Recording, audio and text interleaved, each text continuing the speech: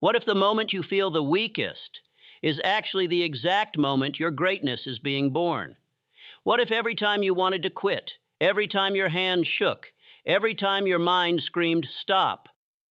What if that was not a signal of your failure, but a test designed specifically for your transformation? Most people run away from that feeling. They call it exhaustion. They call it burnout. They call it not being built for this. But the greatest minds in human history called it something completely different.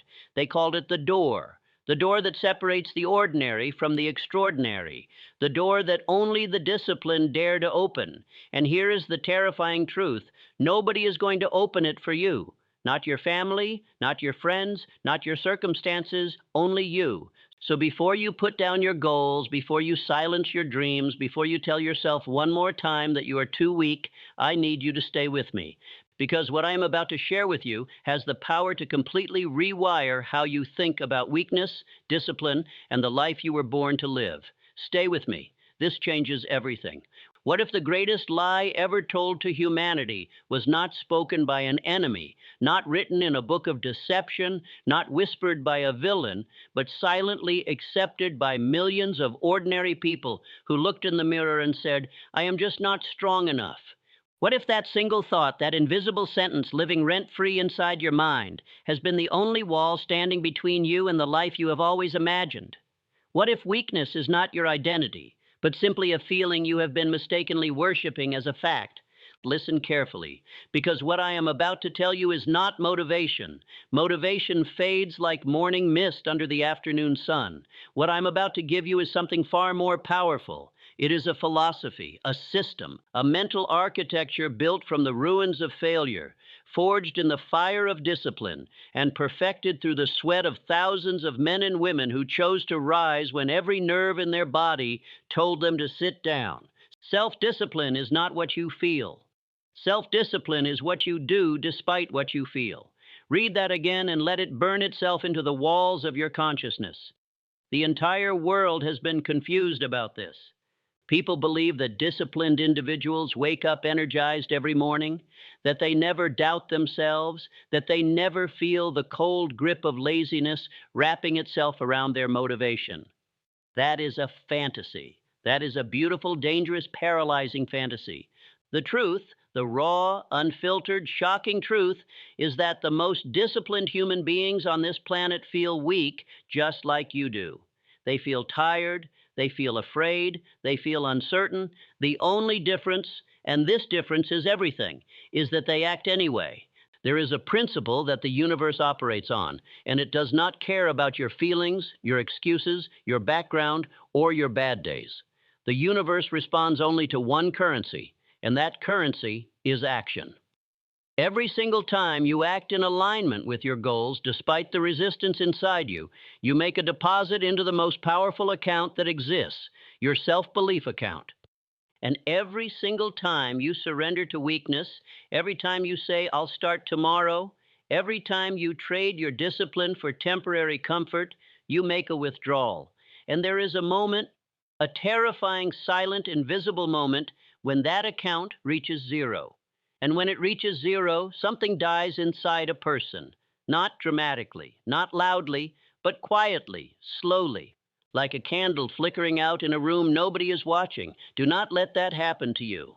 Now, here is where we must go deeper, because surface-level thinking produces surface-level results. Ask yourself this: why do you feel weak in the first place? Not the physical weakness, not the tiredness of muscles. I am talking about that soul-level weakness, that bone-deep reluctance, that morning when the alarm goes off, and instead of rising like a warrior, you pull the blanket tighter like a prisoner who has accepted his cell. That weakness does not come from your body. It comes from your dominant thought, and your dominant thought is shaped by what you feed your mind every single day. The mind, you must understand, is a garden, and like every garden, it does not discriminate. It does not choose. It grows whatever you plant. Plant fear, and you harvest paralysis. Plant doubt, and you harvest hesitation. Plant excuses, and you harvest a life of mediocrity that silently suffocates your potential. But, and this is where the power lives, Plant discipline, plant purpose, plant a burning, obsessive, unshakable desire, and you will harvest a life that most people will look at and call luck. They will call it luck because they cannot see the invisible battles you fought in private. They cannot see the mornings you chose the hard path. They cannot see the moments when weakness knocked on your door and you looked it dead in the eyes and said, "Not today."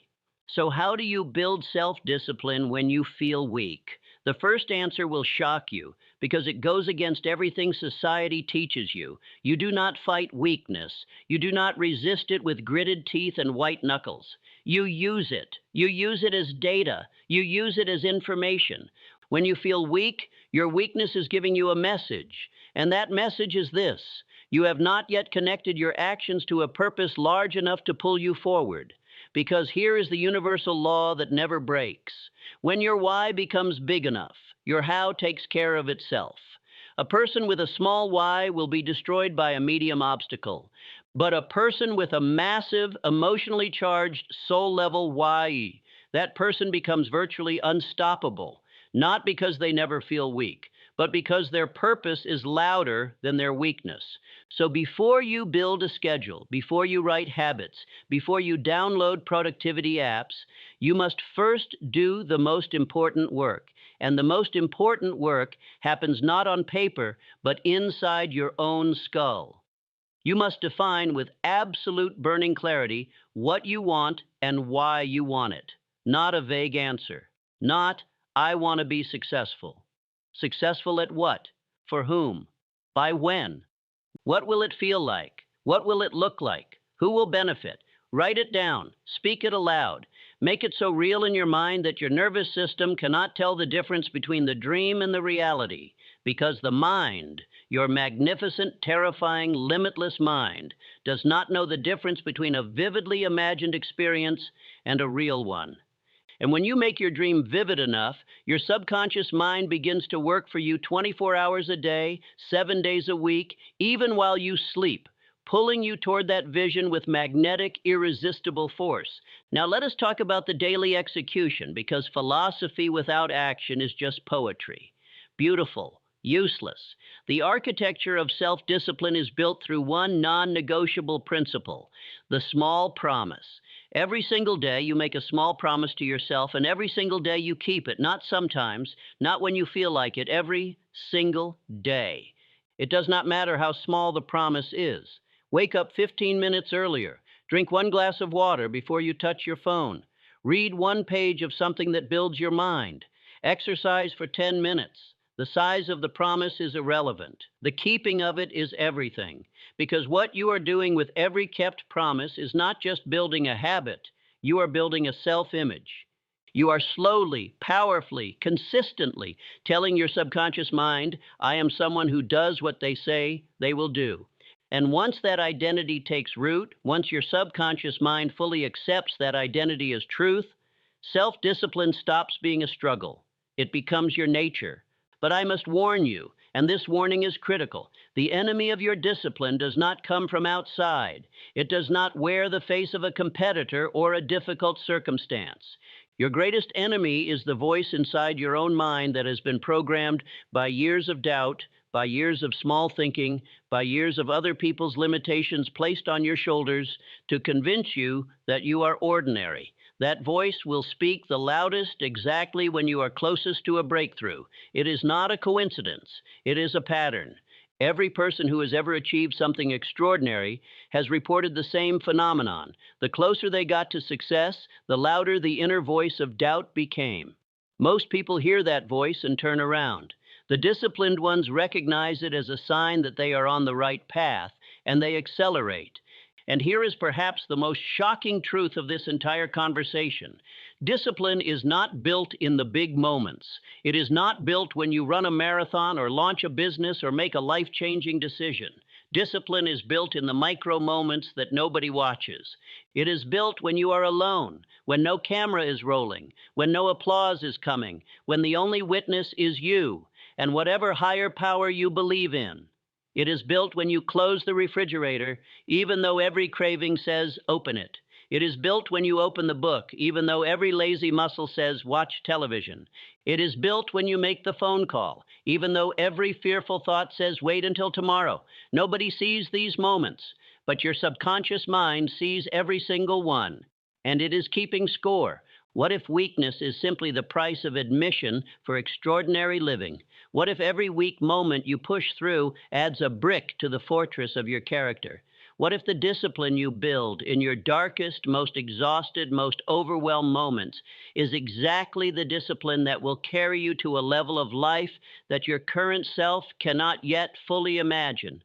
What if the only thing standing between you and the version of yourself you dream about is not talent, not opportunity, not luck, but simply the decision, made daily, hourly, moment by moment, to choose discipline over comfort? You have that power. You have always had that power. The question is never whether the power exists. It does. The question is whether you will choose to use it. Starting not tomorrow, starting not after the weekend, starting in the very next moment when weakness whispers in your ear. That is your moment. That is your arena. That is where legends are built, not in public, but in private. Not in grand gestures, but in small, fierce, consistent choices. The weak choose comfort. The disciplined choose growth. And growth, no matter how slow, no matter how painful, no matter how invisible it feels in the beginning, always, without exception, without compromise, without apology, leads to the life you were meant to live. That person is not far away. That person is one disciplined decision away. Make that decision, guard it, honor it, repeat it, and watch your entire world transform.